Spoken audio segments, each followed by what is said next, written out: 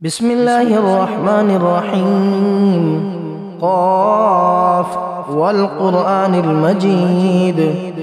بل عجبوا أن جاءهم منذر منهم فقال الكافرون هذا شيء عجيب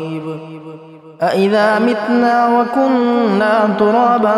ذلك رجع بعيد قد علمنا ما تنقص الأرض منهم وعندنا كتاب حفيظ بل كذبوا بالحق لما جاءهم فهم في أمر مريج أفلم ينظروا إلى السماء فوقهم كيف بنيناها وزيناها وما لها من فروج والأرض مددناها وألقينا فيها رواسي وأنبتنا فيها من كل زوج بهيج تبصرة وذكرى لكل عبد منيب ونزلنا من السماء ماء مباركا فأنبتنا به جنات وحب الحصيد والنخل باسقات لها طلع نضيد رزقا للعباد وأحيينا به بلدة ميتا كذلك الخروج كذبت قبلهم قوم نوح وأصحاب الرس وثمود وعاد وفرعون وإخوان لوط وأصحاب الأيكة وقوم تبع كل كذب الرسل فحق وعيد أفعينا بالخلق الأول بل هم في لبس من خلق جديد ولقد خلقنا الإنسان ونعلم ما توسوس به نفسه ونحن أقرب إليه من حبل الوريد إذ يتلقى المتلقيان عن اليمين وعن الشمال قعيد ما يلفظ من قول إلا لديه رقيب عتيد وجاءت سكرة الموت بالحق ذلك ما كنت منه تحيد ونفخ في الصور ذلك يوم الوعيد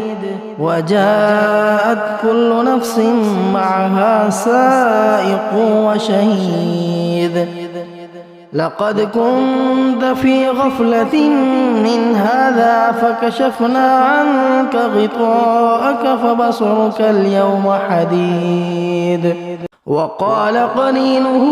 هذا ما لدي عتيد ألقيا في جهنم كل كفار عنيد مناع للخير معتد مريب الذي جعل مع الله إلها آخر فألقياه في العذاب الشديد قال قرينه ربنا ما أطغيته ولكن كان في ضلال بعيد قال لا تختصموا لدي وقد قدمت إليكم بالوعيد ما يبدل القول لدي وما أنا بظلام للعبيد يوم نقول لجهنم هل امتلأت وتقول هل من